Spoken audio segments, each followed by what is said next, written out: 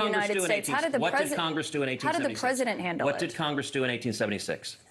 Senator, I have to know, you can't answer yes or no to this question. I'm asking a question. What did Congress do in 1876? You can't answer yes or no to this question. And Republicans, can you answer my question? Why are you refusing to answer my question? I'm conducting the interview with all due respect, Senator. Kaitlin Collins was conducting the interview, and this was the tough question that Ted Cruz was in the middle of avoiding. You were the first senator to object to the votes. Mm-hmm.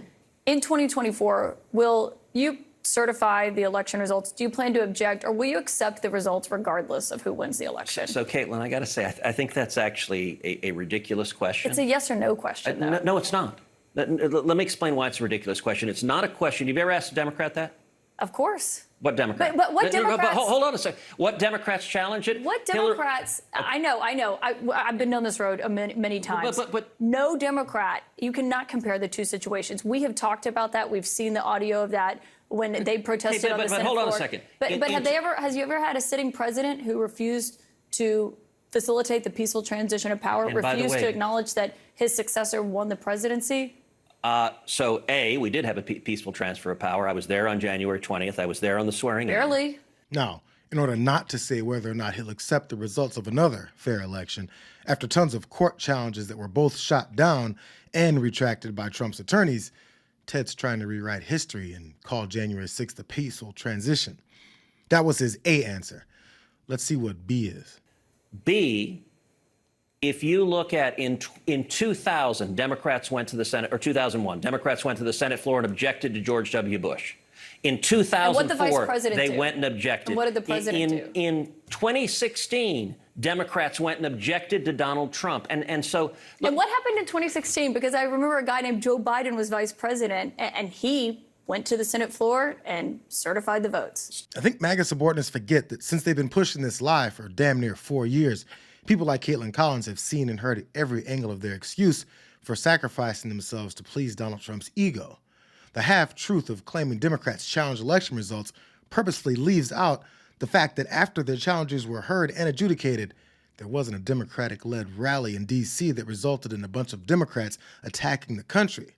It's the biggest game of omitting facts every time that they try to make an argument. So you're asking, will you promise no matter what to agree an election is illegitimate regardless of what happens? And that would be an absurd thing to claim. Like, we have an entire election law system that people challenge elections. Elections get overturned. Voter fraud gets proven. That happens all the time. And the media engages in this weird game post-Donald Trump that you insist no voter fraud has ever existed. Why does every state have laws in place to challenge voter fraud if it occurs? The media Why do you have election challenges? This isn't a game. There was no widespread voter fraud. You only ask Republicans that. Because it was Republicans who tried to block the transition of power. You have to acknowledge that. So we've never seen it on a scale of what happened in 2020, and we've never seen the president refuse. He wouldn't even let Joe Biden get classified briefings at the beginning. I recall that. How come you only ask Republicans about the Republican-led attack on the Capitol? Why do you only ask why Donald Trump endorsed the idea of murdering his vice president? But if someone asked Trump today if he lost the 2020 election fairly, he still wouldn't say yes. We have to stop allowing these asshats to ignore our reality. So my question for you again, free and fair election, will you accept the results regardless of who wins? Look, if the Democrats win, I will accept the result, but I'm not going to ignore fraud regardless of what happens. Was there fraud in 2020? Of course there was fraud in 2020. No, there wasn't, and you still objected.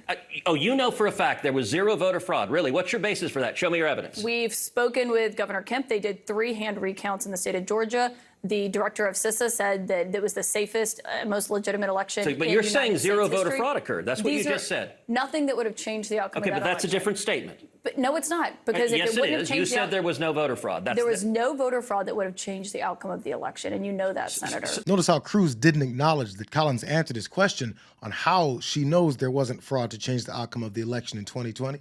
He thought that she wouldn't have the examples ready to go off the top of her head, so he ignored it and focused in on the term zero voter fraud, as if the very few cases of fraud would come anywhere near being enough to change the outcome.